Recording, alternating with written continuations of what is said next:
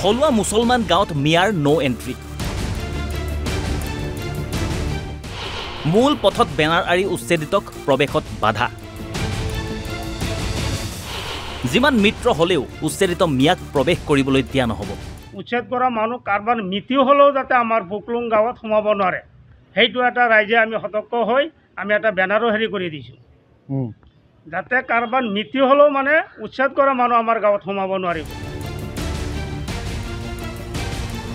হয়, ৰাজ্যত তীব্ৰ গতিত চলি আছে উচ্ছেদ অভিযান।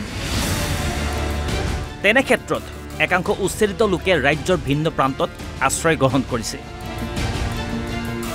তাৰ মাজতে নগাঁৱৰ কঠীয়াতলীৰ বকুলুং গাঁৱৰ মছজিদ সমিতি তথা গাঁওবাসীয়ে লৈছে বিশেষ পদক্ষেপ।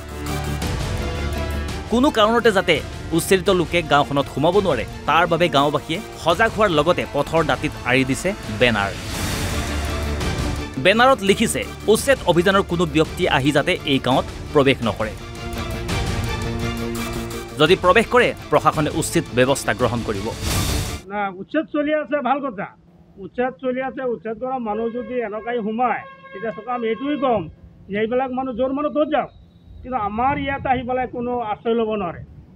আমি তেনেকৈ আশ্ৰয় নিদিওঁ, যিমান মৃত্যু হ'লেও আমি নিদিওঁ। এইটো সময়ত শুনি আছোঁ যে অসমৰ বা দেখিও আছোঁ যে অসমৰ বিভিন্ন জেগাত উচ্ছেদ হৈ আছে, কিন্তু বিভিন্ন জেগাত উচ্ছেদ হোৱাটো আমি বেয়া পোৱা নাই, কাৰণ যিবিলাক বেদখল কৰিছে চৰকাৰে বেচ্যুত কৰিছে আমি ভালেই পাইছোঁ উচ্ছেদ কৰিছে। গতিকে আমি শুনিছোঁ যে কামপুৰ এলেকাত এই উচ্ছেদ কৰা মানুহবিলাক ক'ৰবাত গাঁৱত সোমাইছে।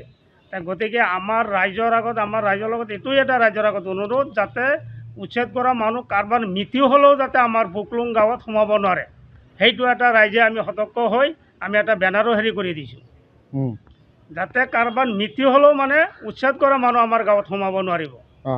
আৰু যদি সোমোৱা খবৰ পায় আপোনাক কি কৰিব? না, যদিও হয় সোমাই তেতিয়াহ'লে আমি প্ৰশাসনৰ আমি সহায় ল'ম। যে এনেকুৱা মানুহ সোমাইছে, গতিকে ক'ৰ পৰা কি কথা আমি লগে লগে আমি মানে আইনৰ ব্যৱস্থা ল'ম।